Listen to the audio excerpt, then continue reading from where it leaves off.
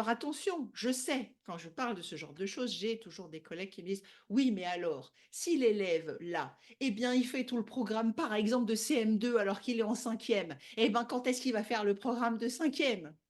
Sauf que ça, c'est un faux problème en vrai. Un élève qui est en retard et qui enfin comprend les bases, il arrête de voir les vaches passer dans le train. Par contre, un élève qui rattrape des bases, il peut se mettre à comprendre des choses de son niveau, ou en tout cas s'en rapprocher, beaucoup plus vite maintenant parce qu'il est plus grand qu'à l'époque où il n'avait pas compris. Et moi, j'ai toujours été très étonnée d'élèves qui étaient en retard, mais en fait, en général, des fois, c'était un petit élément, une petite pièce à réajuster ensemble pour que toute la mécanique fonctionne. Sur les matières communes, l'élève, il sera dans le projet, il va faire des trucs communs avec les autres élèves, mais en tout cas, il viendra être nourri et consolidé là où il en a besoin.